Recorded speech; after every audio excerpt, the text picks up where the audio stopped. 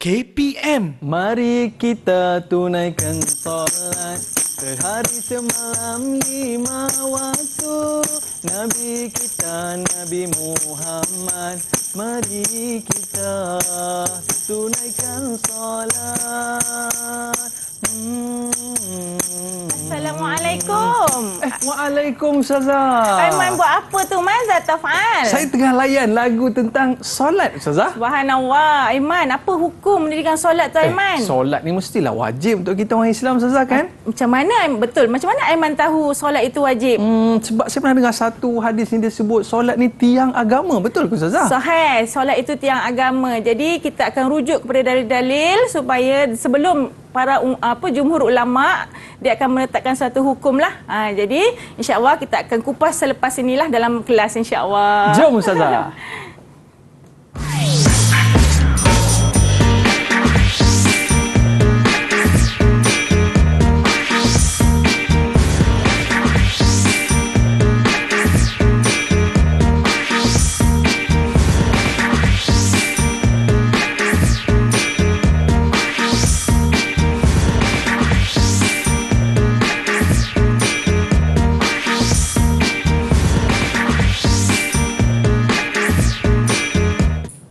Assalamualaikum warahmatullahi wabarakatuh dan salam sejahtera diucapkan kepada seluruh murid-murid kita pada hari ini. Apa khabar, sihat ke?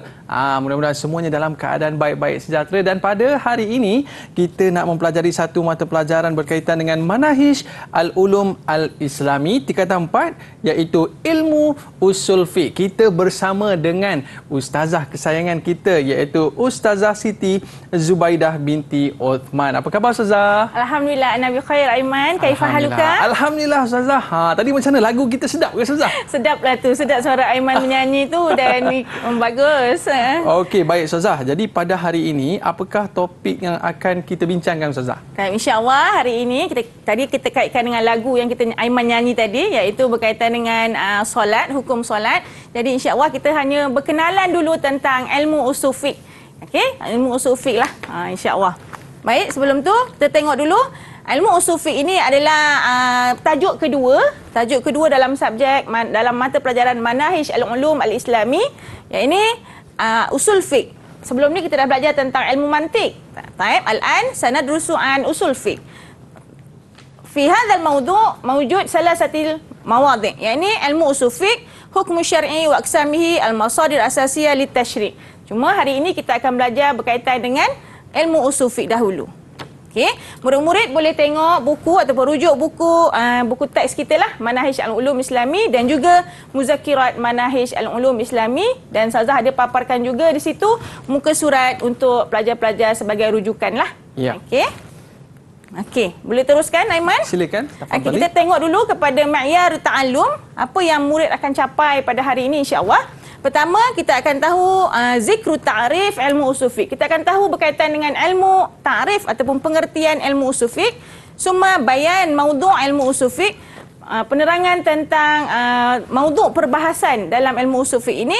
Summa salis bayan nash'ah, perkembangan ilmu usul fiqh fi asri Rasulullah hatta atba'ut tabi'in. Dalam zaman ini kita akan jumpa 4 zaman sejarah perkembangan ilmu usul fiqh itu sendiri, dan seterusnya bayan wadih, siapa pula pelopor ilmu usul fiqh ini. Jadi setiap ilmu tu biasanya ada pengasas dia lah. Ya. Okey, dan juga hasil karya-karyanya. Ini buku-buku rujukan ni yang kita boleh jadikan sebagai satu rujukan. Summa wa akhiran tawdih ahamiyatu dirasah ilmu usul fiqh fi hayatil yaumiyah. Bagaimana ataupun apakah kepentingan mempelajari ilmu usul fiqh ini dalam kehidupan seharian kita. Okey, ada banyaklah tu. Okay, boleh teruskan. Silakan, lagi. Okay, ta'rif. Kita tengok yang pertama adalah ta'rif ilmu usul fiqh. Ta'rif ilmu usul fiqh ini adalah usul wa fiqh. Usul bermakna jamu aslin ay ma yubna alaihi. Okay? Ma yubna alaihi ghairuhu. Kata jamak bagi kalimah asal. Asal yakni asas, dalil atau sumber. Okay? Ay ma yubna alaihi ghairihi. Yang ianya dibina atas selain daripada dirinya sendiri. Yang kedua, al-fiqh. Al-fiqh bermakna al-fahmu, memahami. Itu adalah usul al-fiqh. Tapi dia sudah istilah, mahwa istilahan majmu'atul qawaid 'ammah allati tastakhdimu fi istinbatil ahkam syar'iyyah far'iyah min adillatiha tafsiliyah. Dia adalah himpunan kaedah umum yang digunakan untuk mengeluarkan hukum syarak daripada dalil-dalilnya yang terperinci. Tadi macam contoh solat tadi, dia ada dalil khas untuk menunaikan solat. Untuk zakat ada dalil khas untuk menunaikan zakat lah. Okey, fahim tak ya Aiman? Alhamdulillah fahimna ya Ustazah. Tak fahim tu ya tulabi fil bait? Alhamdulillah. Okey. Tak fi ta'rif hunaka syarah ta'rif pula. Okey, dalam ta'rif tadi dia ada syarah kepada ta'rif tadi. Dia pecahkanlah tadi qawaid, ada juga dalam ta'rif tadi istinbatul ahkam dan hunaka adillatut tafsiliyah. Ma huwal qawaid? Qawaid ialah jamak kepada kaedah. Iaitu qadaya kulliyah yang tabiqu hukmiha 'alal juz'iyat allati tandariju tahtaha. Satu-satu kaedah yang umum kita tahu hukumnya ke atas sesuatu perkara yang terdapat padanya lah. Okey. Ya, ini kaedah umum lah, okay, dalam sesuatu isu. Contohnya al-amru yufidul wujub. Contoh dalam ayat Quran tadi, kalau contohnya solat tadi dia ada dalil Quran, wa aqimus solah, auzubillahi minasyaitonir rajim, wa aqimus solah wa atuz zakah. Jadi wa aqimus solah gunakan sighah amar, okey, fi'il amar. Dalam aqimu, dirikanlah. Jadi yufidul wujub itu secara umumnya dalam ilmu usul fiqh. Suma istinbatul ahkam. Bagaimana kaedah untuk mengeluarkan ataupun mengistinbatkan sesuatu hukum. Wa akhiran adillatut tafsilah, dalil-dalil juz'iyah ya ta'allaqu kullu minha bi masalah khusus lagi. Ada masalah-masalah lagi lah. Dia ada dalil-dalil khusus, dalil-dalil juz'iyah yang terkandung padanya juga masalah-masalah khusus yang lain. Okey, itu syarah kepada ta'arif ini. Ada contoh ke Ustazah ayat-ayat yang kejap lagi kita tengok. Ini tadi Ustazah dah bacalah. Okey. Qaulihi ta'ala wa aqimus solata wa atuz zakah warka'u ma'ar raki'in. Jadi kat sini kalau kita tengok ada dua, satu dan juga ini. Cuma hari ini kita nak fokuskan dan kaitkan kepada nasyid ataupun lagu yang Aiman nyanyi sebelum Ustazah masuk kelas tadi. Jadi Aiman nyanyi, ini adalah dalilnya dan dalil ini adalah dalil tafsili yang membawa kepada hukum syar'i far'i dan dia membawa kepada hukum wujubus solah. Okay, ini yang kita nak ceritalah pasal wujubus solah. Tapi kalau tengok pada ayat ni, dia ada wa atuz zakah juga adalah fi'il amar, maka dia juga membawa kepada al-amru, kewajipan. Sahih. Ini antara contohnya lah. Baik Ustazah, kita terus lagi. Okey, kita terus lagi. Okey, maudhu' perbahasan ilmu usul fiqh. Hunaka salasa. Awalan al-adillatu min haisu dilalatiha 'alal hukmi. Maudhu' di sini bukan tajuk. Biasa kita tahu maudhu' tu tajuk. Tapi kita tengok kat sini adalah perbahasan. Apa yang dibahaskan dalam ilmu usul fiqh ini? Okey, yang pertama, adillah min haisu dilalatiha 'alal hukmi. Jangan pergi kita jawab apakah maudhu'? Mahwal maudhu' ilmu usul fiqh? Jawapannya ilmu usul fiqh saya jawab. Salah lah. Okey, mesti kita hafal lah. Okey, hafalkan apa dia maudhu' ilmu usul fiqh. Ada 3 sahaja. Dan biasa kalau dalam PSA pun dia katanya 2 lah. Okey. Kalau macam panjang sangat, awak hafal lah yang mana yang mudah. Okey, hafal yang mana yang mudah. Jadi, awalan adillah min haisu dilalatiha 'alal hukmi. Dalil-dalil dari sudut petunjuknya ke atas satu hukum. Mesti ada dalil dalam meletakkan satu hukum. Okey. Dalil nanti kita akan belajarlah. Bab seterusnya pun ada cerita tentang dalil-dalil rujukan dan yang utama sekali adalah Al-Quran, As-Sunnah, Ijma' dan juga Qiyas. Okey. Summa kaifiyah istifadah minal adillah, bagaimana pengajaran diambil daripada dalil itu. Okey, bagaimana cara dia mengambil pengajaran daripada dalil itu. Dalil itu kalau tadi al-amru, ayat Quran wa aqimus solah itu adalah fi'il amar, maka adalah kaedah-kaedah khas yang ditentukan sebagai untuk mendapatkan satu hukum lah. Okey, dan akhir sekali halul mustafid, keadaan orang yang mengambil pengajaran. Siapa dia keadaan orang yang mengambil pengajaran ni? Aiman rasa siapakah orang yang mengambil pengajaran ini? Mungkin para ulama. Para ulama ataupun mufti. Mujtahid, orang yang berijtihad. Okey, ahsanta ya Aiman. Syukran ya Ustazah. Okey, ini adalah maudhu' ilmu usul fiqh. Kita tengok satu persatu. Naam. Apa dia? Adillah min haisu dilalatiha 'alal hukmi ini. Okey, boleh baca. Yanzurul usuli fi kaifiyat hazil adillah wa ahwaliha. Ulama usul fiqh ni dia mengkaji bagaimana dalil-dalil ini dan keadaannya dijadikan sebagai dalil. Dalil tu dalam Quran ada banyak. Jadi satu isu itu bagaimana diambil sebagai dalil-dalil kepada hukum tersebut. Lepas tu nak jadikan sebagai hujah pula dalam meletakkan satu hukum tadi. Seterusnya menjadikan dalil tersebut mengikut susunannya yang berbeza. Dia ada maratib lah. Dalam dalil-dalil tersebut pun dia ada maratib susunan. Hadis pun kita tahu hadis pun ada susunan-susunan hadis lah. Okey. Ini adalah kaifiyah hadhil adillah, ya. Adillah min haisu dilalatiha. Summa poin yang kedua lah. Apa yang dibahaskan? Ulama usul fiqh ini membahaskan tentang kaedah umum dan mengakuinya sebagai dalil-dalil syarak seperti asal hukum. Ini asal hukum tadilah. Ayat-ayat Al-Quran wa aqimus solah. Asal hukum ayat perintah tadi, fi'il amar tadi, membawa makna wajib. Okey. Dan yang zuru fi muraati, dia juga dalam menjaga maqasid syariah. Menjaga maqasid syariah. Dari sudut apa? Ad-din, hafalkan ini. Ad-din, an-nafsu nyawa, wal arad marwah, summa al-aqlu akal, arba'ah. Okay. Arba'ah wal mal harta. Okey, dalam meletakkan sesuatu hukum. Okey, dalam meletakkan sesuatu hukum. Jadi ini sangat pentinglah. Kadang dia boleh jadi soalan, ya, dekat maqasid syariah lil muhafazah ala madza? Ala din, ala nafsi, ala al-ardi, ala al-aqli wal mal. Okey, khamsah. Okey. Wa akhiran an kaifiyah istifadah min al-adillah. Yadrusu ahkamul alfaz wa dilalatuha min umum wa khusus wa itlaq wa ghairu zalik. Okey. Dalam mempelajari hukum-hukum lafaz dan maknanya seperti umum, khusus, itlaq dan sebagainya. Tapi dalam manhaj ulum Islamiyah kita tak kupaskan terlampau banyaklah tentang ini, sebab yang ini dalam silibus syariah tingkatan 5, tingkatan 4, tingkatan 5 tu mungkin ada dikupaskanlah. Okey, cuma murid-murid boleh baca sebagai bahan rujukan luar lah. Okey. Dan ya durusun nasikh wal mansukh. Nasikh wal mansukh ni kita akan belajar masa tingkatan 5 nanti.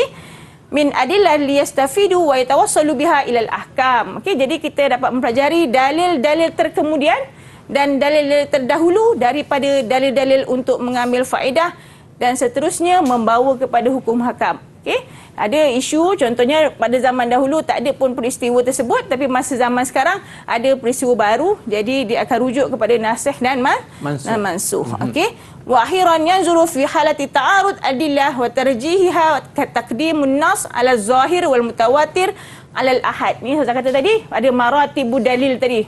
Maratib ad-dalil. Okey, mengkaji keadaan apabila terdapat pertembungan dalil-dalil, okey, dan kecenderungannya seperti mendahulukan nas berbanding zahir ataupun mutawatir berbanding ahad dan sebagainya. Tu ada maratib tadi kita dah tengok dekat maudhu', betul tak?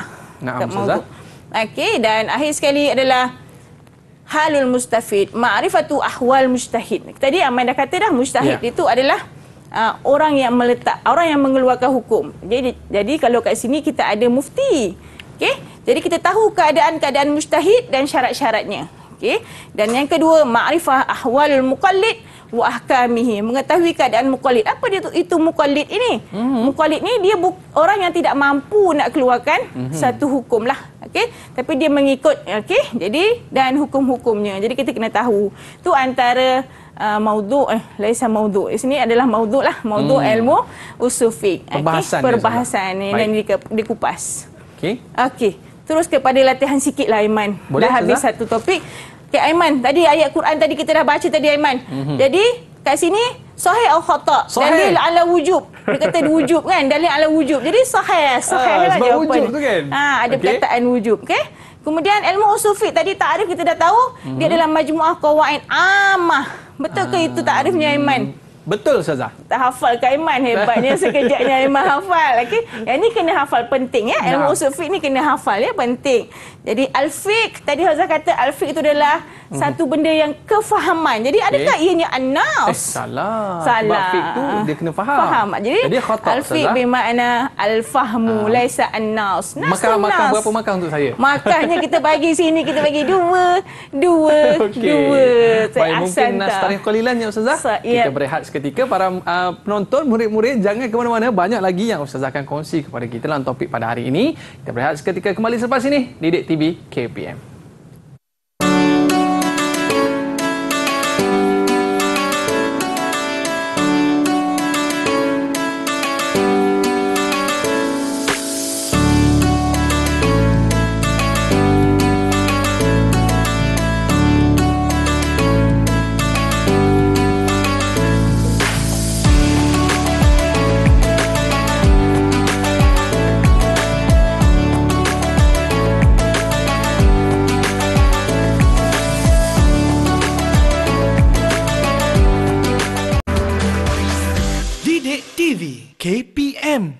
Baiklah, kembali bersama saya Ahmad Sufian Azman di Didik TV KPM. Hari ini kita dalam mata pelajaran Manahij Al-Ulum Al-Islami tingkatan 4 untuk ilmu usul fiqh. Bagi segmen pada kali ini, Ustazah, apa yang akan Ustazah kongsikan? Tafadhali. Okey, tadi kita dah tahu dah ta'rif ilmu usul fiqh, kemudian kita dah tahu dah maudhu' perbahasan ilmu usul fiqh.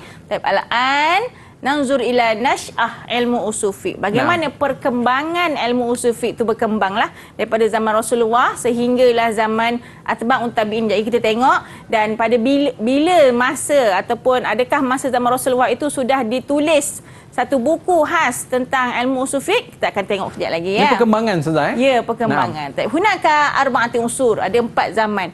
Kita akan tengok asrul Rasulullah, summa asrul sahabah, summa asrul tabi'in wa akhiran asru atba'ut tabi'in. Okey? Dia ada 4 zaman lah. Okey. Dan ini penting, lam yudawwinu ilmu usul fiqh illa fi qarnis sanil hijri. Selalu keluar peksa ni. Maksudnya dia tanyalah dalam latihan ke, dalam ujian ke, dalam PBD kelas ke, cikgu akan soal lah ya. Ilmu usul fiqh tidak ditulis melainkan pada kurun kedua Hijrah. Okey, maknanya selama ni dia hanya merujuk kepada Rasulullah ataupun sahabat. Kemudian ada pada satu zaman tu nanti akan barulah mula ditulis. Maknanya selepas pada kurun kedua Hijrah. Okey. Okey, kita tengok asrul Rasulullah. Kana Rasulullah sallallahu alaihi wasallam yufti wa yaqdi bima yuha ilaihi minal Quran. Okey, minal Quran wa bima yuaddi ilaihi ijtihadihi. Okey. Sesungguhnya Rasulullah ini dia meletakkan satu fatwa ataupun hukum itu berdasarkan kepada apa, Iman? Ijtihad. Wahyu dulu. Wahyu Allah turunkan daripada Al-Quran. Kemudian barulah kalau contohnya tu tak ada isu tu, isu baru ijtihad Nabi sendiri. Okey. Dan kesimpulannya la hajatun ila usul fiqh. Memang tak ada pun ilmu usul, bukan tak ada ilmu usul fiqh, tidak ditulislah. Jadi sebabnya Rasulullah terus ijtihad ataupun Rasulullah terus rujuk kepada dalil Al-Quran yang diturunkan oleh Allah Subhanahu wa taala wa qawaid fi hadzal asri. Okey. Itu asr Rasulullah. Al-an asr sahabah. Kana sahabah aidan yaftun wa yaqdun bin nusus allati yafhamunaha bi milkatihim al-arabiyyah as-salimah. Jadi kalau ikut turutan tu sahabat rapat dengan Rasulullah. Zaman sahabat tu masih dekat dengan zaman Rasulullah. Jadi mereka pun yaftun wa yaqdun bin nusus allati yafhamunaha bimilkatihim. Mereka ni masih lagi memiliki bahasa Arab yang mantap lah, yang kuat lagi. Jadi dalam memahami nas-nas tu mereka sangat hebat lagi lah. Jadi kanu yaqifuna ala asbabin nuzul ayat wa wurudul ahadis. Periwayatan hadis dan sebab nuzul ayat pun mereka pakar. Hebat. Dan akhirnya kanu yafhamun maqasid syari' wa mabadi'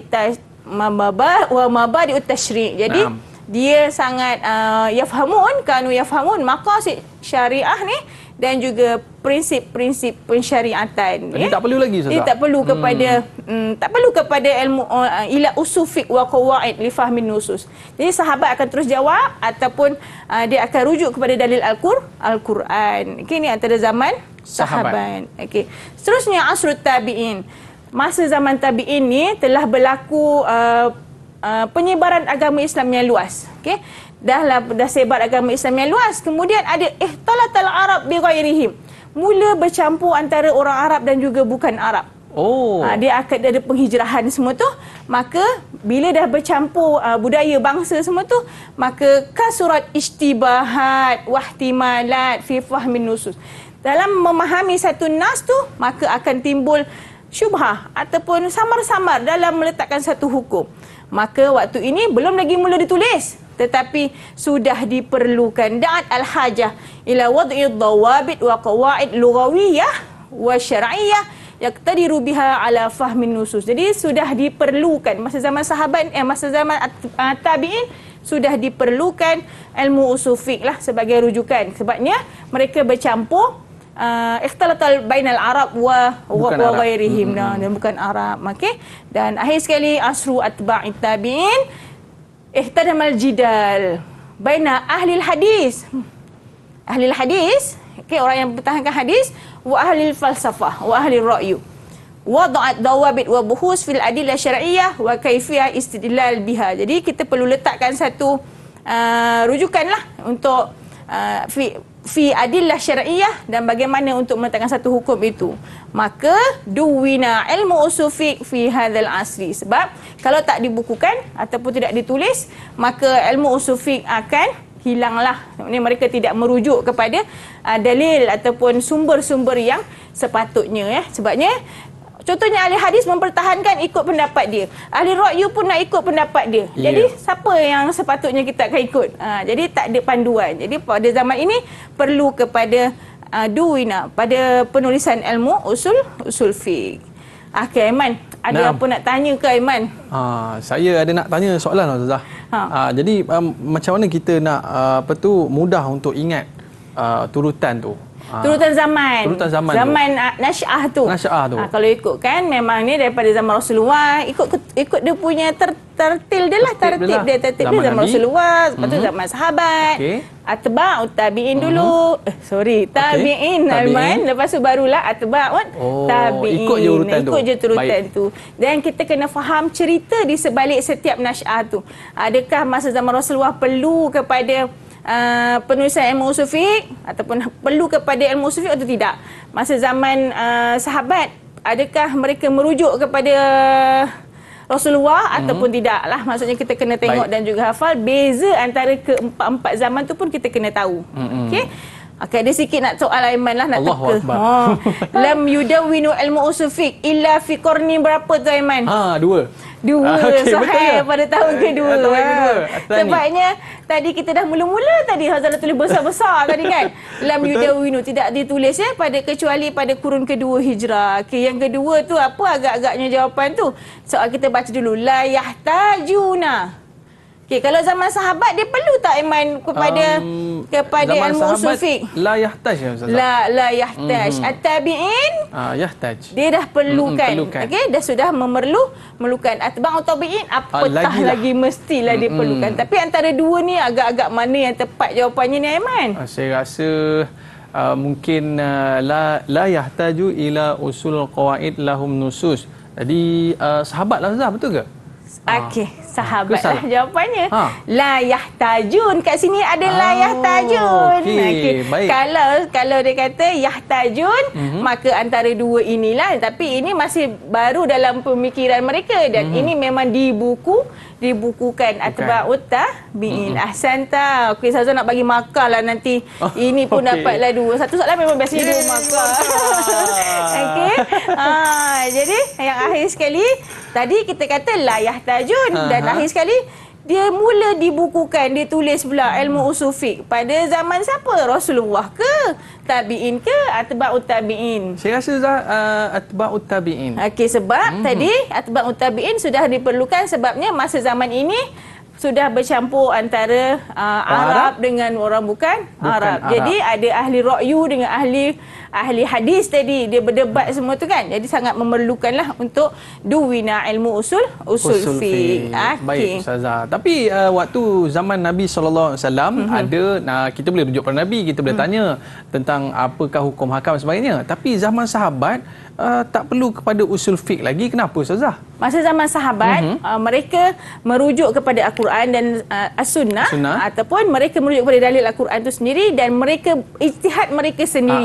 Kalau kita tengok tadi ada sekejap ya Aiman, kita tengok kepada zaman sahabat sikit. Zaman sahabat. Dia orang meletakkan fatwa dan meletakkan hukum berdasarkan nas-nas ni yang mereka fahami sebab mereka mempunyai dekatlah dengan Nabi. Dengan Nabi. Kehidupan mereka tu dekat dengan Nabi.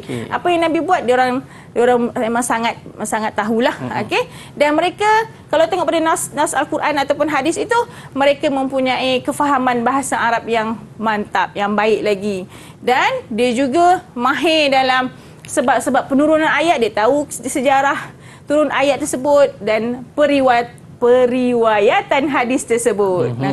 Jadi tak perlulah kepada ilmu usul fiqh pada zaman ini. La yahtajun ila usul fiqh. Untuk segmen kali ini, saya rasakan antara benda yang sangat penting Ustaz. Mungkin apa yang Ustaz boleh rumus dalam segmen kita kali ini? Untuk Nasy'ah ni memang murid kena hafal lah.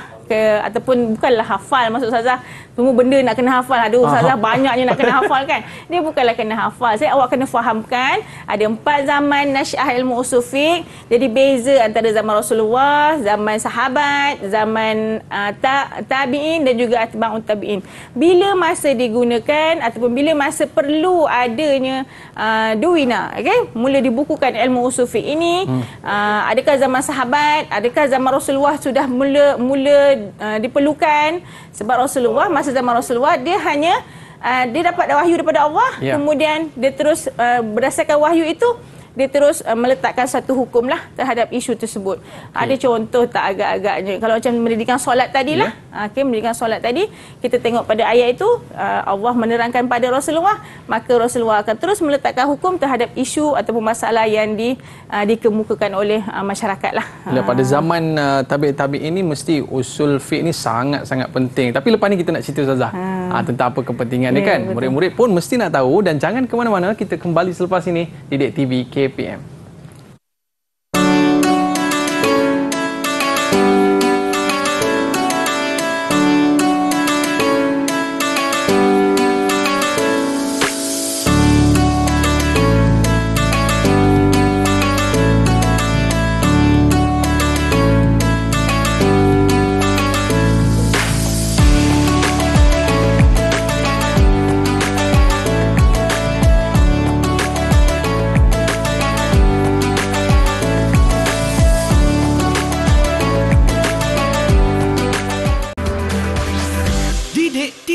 KPM.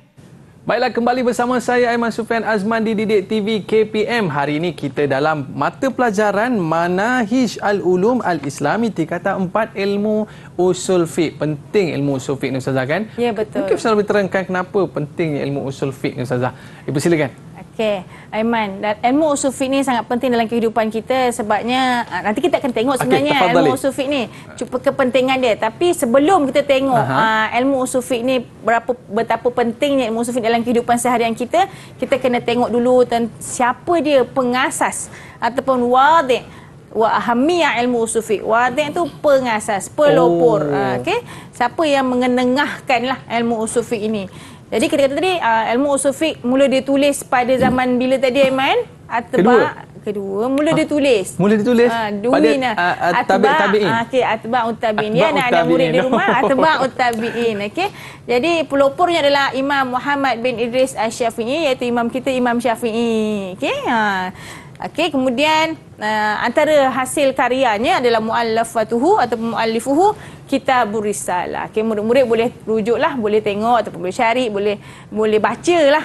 Kalau pandai bahasa Arab, kita boleh tengok dalam Kitabur Risalah tentang ilmu-ilmu usul fiqh. Dan sekarang ada banyak ataupun kupasan tentang ilmu usul fiqh inilah yang kita boleh cari ya. Okey. Itu pelopornya. Dan antara ba'du kutub usul fiqh inda Syafi'iyah, maknanya ada hasil karya ataupun kitab-kitab lain inda Syafi'iyah ini ataupun yang terkinilah, maknanya selepas kitab Risalah tu adanya kitab Burhan, Al-Mustasfa, Jam'ul Jawami' dan juga Bahrul Muhit. Ini antara kitab-kitab usul fiqh inda Syafi'iyah, dan adalah dia punya penulis-penulisnya. Okey, seterusnya itu antara kitab ataupun hasil karya. Kita tengok juga kepada ni baru kita tengok ahamiyah. Tadi Aiman tanya, apa dia kepentingan ilmu usul fiqh? Jadi anak-anak kat rumah, agak-agak apa dia kepentingan ilmu usul fiqh ni? Penting tak dalam kehidupan kita untuk kita pelajari ataupun kita mempraktikkan? Adakah kita just terima saja? Adakah hanya terima saja satu hukum itu, ataupun kita tak nak tahu pun hukum tu wajib? Mesti kita nak tahu kan, kenapa wajib menunaikan solat? Kenapa kita wajib menunaikan zakat? Kenapa kita wajib menghormati kedua ibu bapa kita? Jadi mesti ada dalil-dalilnya yang patut kita tahu sebelum kita terima sahaja satu-satu hukum itu. Okey?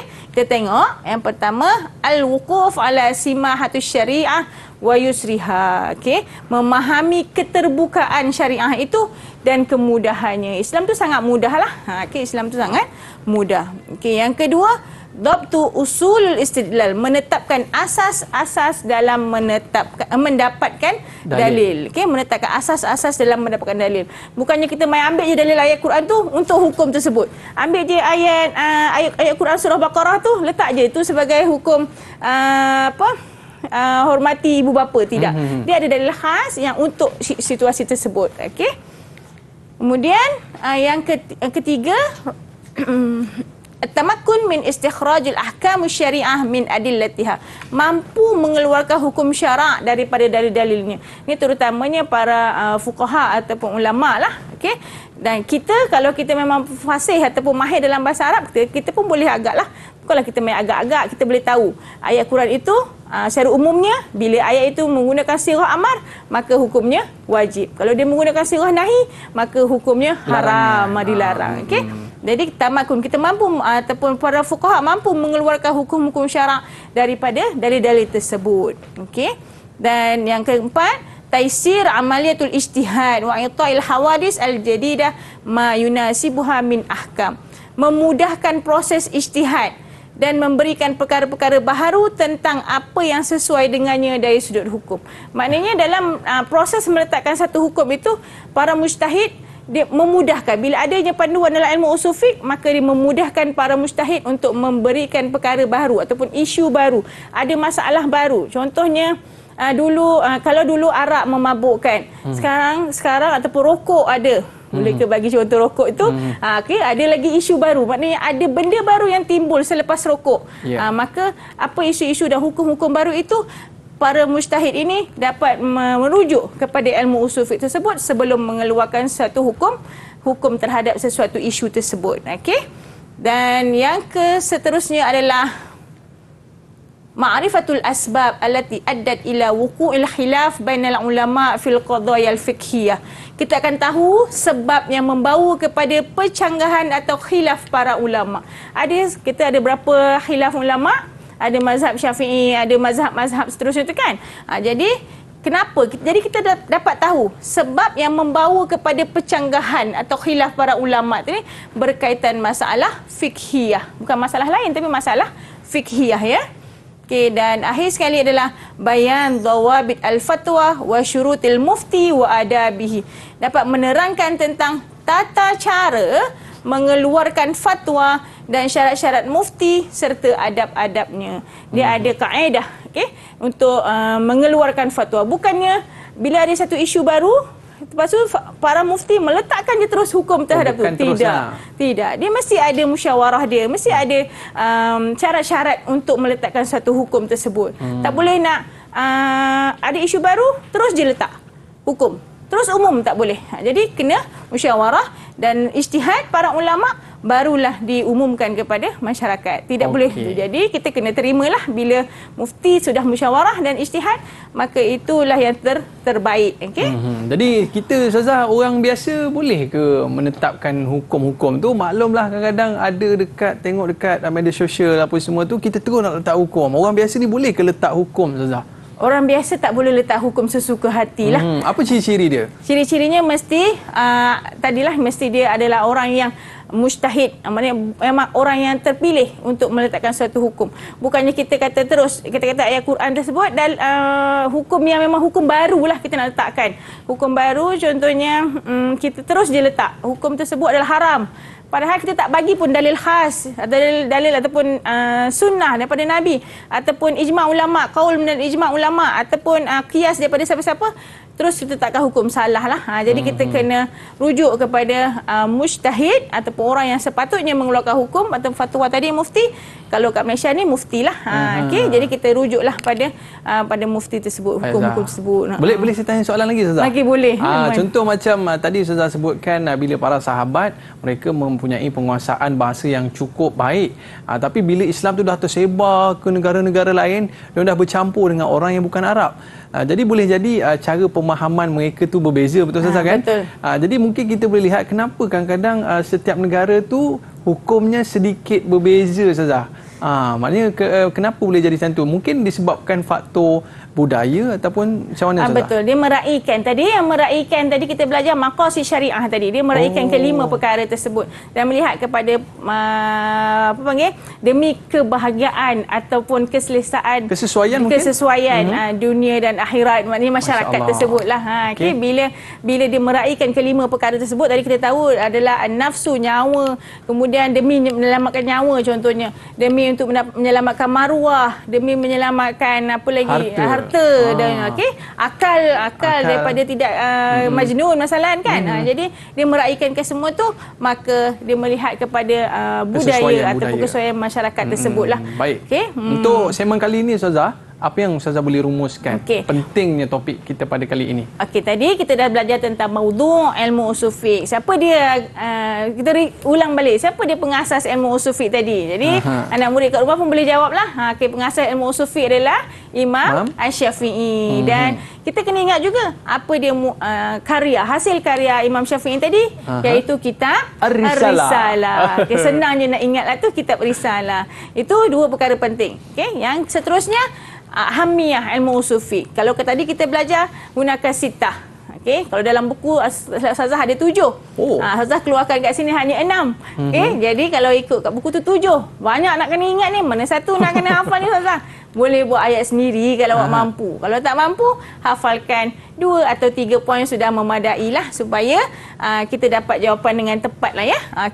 Dan kepentingannya kita dapat tahu cara-cara fatwa ataupun istinbatul ahkam itu, bagaimana cara dikeluarkan hukum dan syarat-syarat mufti serta adab-adabnya, dan juga kita tahu bahawa bagaimana pecanggahan pendapat ataupun khilaf ulama itu berlaku terhadap isu-isu atau masalah fiqhiyah. Dan ada lagi tadi yang kita tengok tadi adalah Aiman tentang kepentingan ilmu usul fiqh. Inilah pentingnya ilmu usul fiqh. Bila ada ilmu usul fiqh, barulah kita faham bagaimana kaedah untuk meletakkan hukum. Tambah-tambah sekarang ni macam-macam orang kata isu dan sebagainya, nak diletakkan hukum boleh ke tak boleh. Jadi kita perlukan usul fiqh. Baik para penonton, murid-murid sekalian, jangan ke mana-mana, kita kembali selepas ini di Didik TV KPM.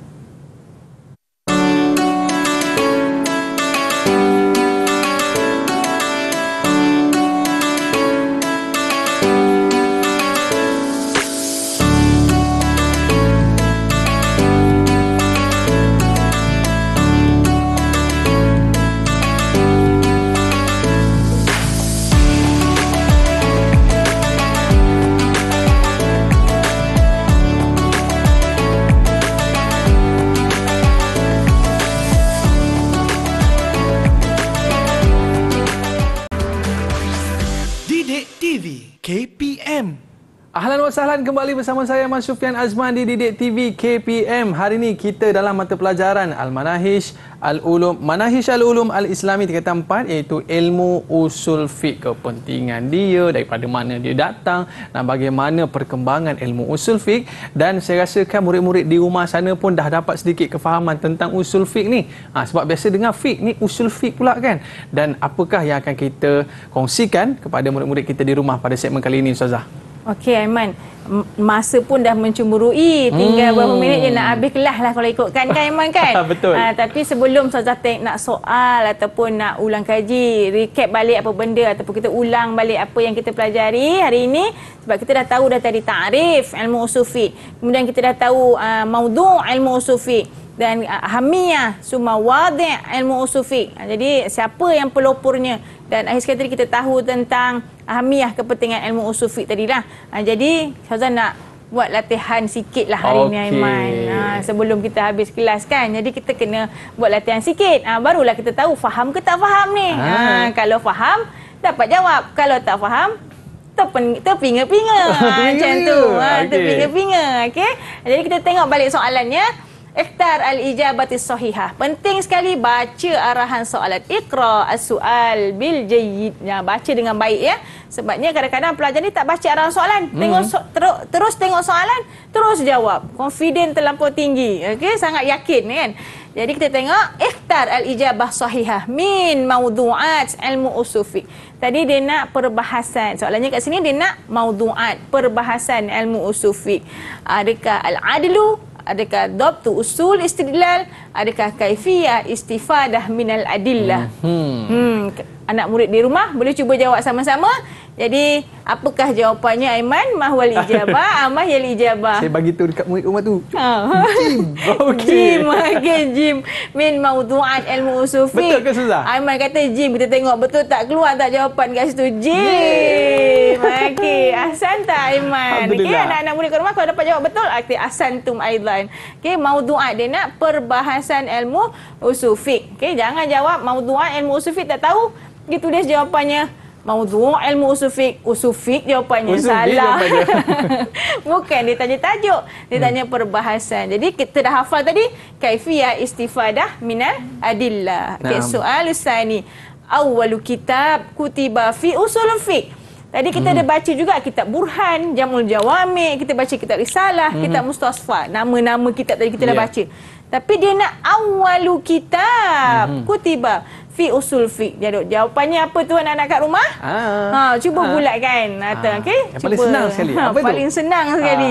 Kita dah hafal dan dia memang mudah sekali nak ingat kan. Dia kata perkataan Melayu juga. Perkataan Melayu juga.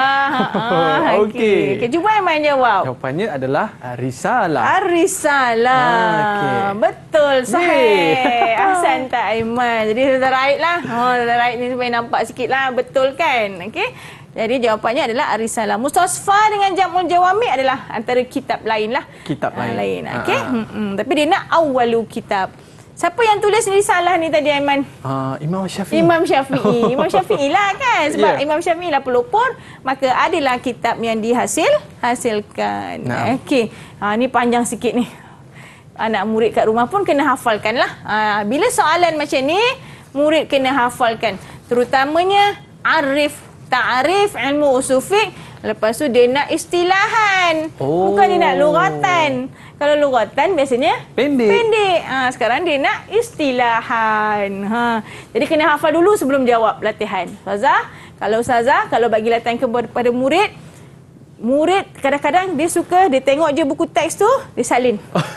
Kita bagi latihan macam ni kan, dia terus salin jawapan. Tapi dia tak hafal pun. Bila hari periksa, barulah kelang kabut nak hafal. Jadi habis dia belajar topik ni, terus hafalkan ta'arif dia, terus hafalkan apa dia poin-poin penting, barulah tulis jawapan kat sini. Apa jawapannya ya. Kalau tak, pelajar rugi masa. Kita tak tulis jawapan terus. Bukanlah tak tulis jawapan terus, kita tak hafal dulu, baru tulis jawapan. Itu sangat penting. Itu kaedah lah. Kaedah untuk senang semasa peperiksaan nanti. Okey, mesti hafalkan ta'arif ilmu usul fiqh. Barulah tulis jawapan. Jangan buka buku, tulis jawapan. Soalan lain, buka buku, tulis jawapan. Ingat tak? Tak ingat. Tak ingat. Okey, cuba Aiman jawab. Aiman dah hafal agaknya ni. Majmu'ah, qawaid ammah, istikhdam fi hukm syar'i. Betul ke tu? Betul ke tu? Okey. Al-far'iyyah min panjang tu. Min adab min adillah at-tafsiliyah. Kita tengok.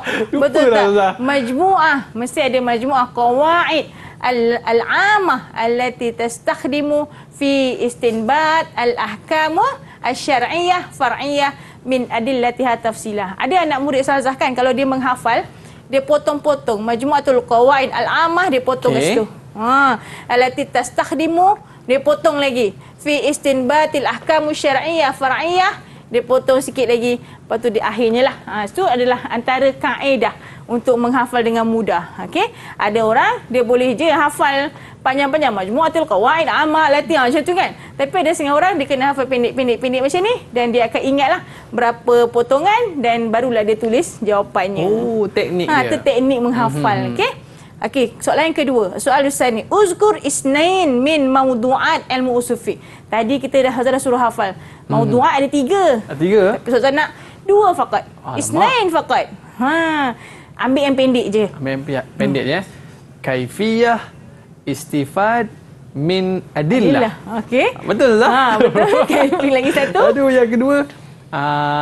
Hal al-mustafid. Hal mustafid. Hal mustafid. Ambil yang pendek yang saja. pendek je. Kita jangan ambil yang panjang-panjang. Okey, kaifiyah istifadah minal adillah tadi.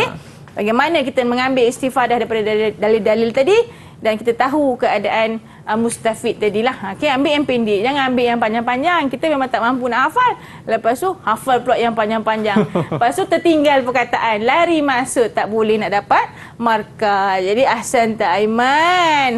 Anak-anak kat rumah pun kena hafalkanlah. Kalau tak mampu nak buat ayat sendiri memang tak boleh lah. Kalau macam ni dia kena hafal. Ada bahagian yang kita kena hafal, ada bahagian yang kita boleh buat ayat sendiri. Kalau maudu'at ni memang kena hafal. Okey. Kaifiyah istifadah minal adillah, hal mustafid. Pendek sahaja, tak panjang pun. Okey, seterusnya ajib kullu mimma yati pun sama. Soalan macam ni biasanya duduk kat bahagian ba, okey? Min laisa min man. Okey, man wadi' ilmu usul fiqh. Apa dia jawapannya Aiman? Man wadi'. Wadi' tadi pelopor ilmu usul fiqh. Dan dia nak soalan kat sini ada dua. Apa hasil karya dia? Okey, baik. Saya cuba Ustazah. Okey. Al-Imam Muhammad bin Idris. Muhammad bin Idris ke Muhammad Idris bin Syafi'i ke Muhammad bin Idris? Sudah. Confuse dah pula dah. Aduh. Okey, tengok kat sini. Satu ya? Imam Muhammad bin Idris Asy-Syafi'i. Betul lah tu. Saja buat confuse. Okey. Lepas tu sambung terus. Ya, jadi mu'allafuhu apa dia hasil karyanya? Ar-Risalah. Okey. Pastikan awak dapat soalan terus letak. Oh, ni satu soalan. Ini soalan kedua. Jadi kita akan jawab dengan betul lah kat sini, tidaklah kita tertinggal jawapan. Dan nasy'ah ilmu usul fiqh secara umum je lah Aiman. Agak-agaknya beza antara zaman Rasulullah dengan zaman sahabat ni tadi. Zaman Rasulullah Rasulullah yufti wa yuqdi bima yuha ilaihi minal Quran. Okey, zaman sahabat pun sama juga. Okey. Dua-dua zaman ni pun tidak perlu kepada la yahtaj ilmu usul fiqh. Kadang-kadang soalan dia tanya kat sini, apa beza antara zaman Rasulullah dengan zaman atba'ut tabi'in ataupun zaman seterusnya lah. Okey. Dia akan tanya kadang perbezaan. Kalau kat sini dia tanya dia secara umum saja. Jadi cerita sahajalah. Kalau tak dia akan tanya apa beza dalam sahabat dengan zaman atba'ut tabi'in, okey, ataupun zaman tabi'in, adakah sudah diperlukan usul fiqh? Okey, sedikit khulasah dah habis dah. Okey, baik Ustazah. Tapi saya ada satu soalan Ustazah. Okey, apa dia tu? Soalan saya, kalau Ustazah kita ni tak ingatlah Imam Muhammad bin Idris kan. Jadi kita nak letak Imam Syafi'i je. Boleh terima ke Ustazah? Dia nak tulis pendek aja. Okey, kalau dia minta ismul kamil, nama penuh. Jadi anak-anak kena letak nama penuh dia. Tapi kalau dia tak minta, memang dah tak ingat sangat-sangat ni jawapannya apa benda, tulislah Imam Syafi'i. Doalah supaya mudah-mudahan pemeriksa tu murah hatinya nak tanda dengan baik kan. Imam Syafi'i. Tapi Muhammad tu dah ingat dah. Cuma tahu bin Idris kan. Okey, baik Ustazah. Apakah khulasah yang kita dapat daripada topik perbincangan kita pada hari ini Ustazah? Okey, jadi kita kena hafal lah untuk ta'arif tadi semua. Dan ini antara poin-poin yang Ustazah keluarkan lah ya. Lam yudawwinu ilmu usul fiqh illa fi qarnis sani al-hijri. Tidak ditulis pun ilmu usul fiqh ni kecuali pada kurun kedua hijrah. Okay, sebelum tu hanya rujuk kepada dari Quran dan juga hadis. Okey. Dan ataupun ijtihad teruslah. Terus letakkan satu hukum. Dan siapa dia wadi' ilmu usul fiqh? Inilah dia tadi, Imam Muhammad bin Idris. Pendek je namanya Aman. Imam Muhammad bin Idris fakat. Ini memang kita ingatlah kan. Syafi'i memang dah tokoh dia kan. Huwa wadi' ilmu usul fiqh. Saya nampak macam panjang namanya. Sebenarnya Muhammad bin Idris Asy-Syafi'i tu memang kita akan ingatlah. Okey. Duwina ilmu usul fiqh fi asri atba'at tabi'in. Tidaklah pada zaman Rasulullah, tidaklah pada zaman sahabat, tidak juga pada zaman tabi'in, tapi masa zaman tabi'in sudah berhajat, sudah diperlukan kepada ilmu usul fiqh sebab sudah ikhtalata bainal Arab wa ghairul Arab. Dah campur dah. Jadi perlulah, tapi belum lagi duwina. Cuma bila diduwina masa zaman atba'ut tabi'in. Bagaimana prestasi pembelajaran saya pada hari ini Ustaz? Ada meningkat ke? Prestasinya Ustaz tengok nampak gayanya sangat hebatlah sangat. Masya Allah. Nampak faham lah kat situ. Nampak faham. Mudah-mudahan Aiman dan juga anak-anak murid di rumah dapat sedikit ilmu pada hari ini. InsyaAllah. Dan di mana nak dapat tu Ustazah? Ilmu nak dapat bahan-bahan kita pada hari ini. Bahan-bahan hari ini kalau boleh kita tengok untuk kitab ni, kita tadi muzakirat tadi kita boleh rujuk, ada terjemahan bahasa Melayu kita boleh baca ataupun buku teks sekolah kita lah. Dan juga sekolah kita boleh dapat di sumberku juga. Sumber rujukan. Okay, boleh tengok kan sini kita dah tahu nama kitab risalah. Jadi kita cuba teroka mana satu kitab hasil karya Syafi'i ini kan. Jadi kita boleh tengoklah dan juga kita boleh bacalah antara-antaranya. Okey, baik. Kepada murid-murid sekalian, nak dapatkan apa yang Ustazah kongsi pada hari ini, boleh dapatkan di Sumberku. Okey, dan jangan lupa buat latihan untuk dapat keputusan yang cemerlang. Terima kasih kepada Ustazah. Sama-sama. Terima kasih kepada murid-murid yang bersama dengan kita pada hari ini. Ada rezeki kita jumpa lagi. Ila liqa. Assalamualaikum warahmatullahi wabarakatuh. Jumpa lagi.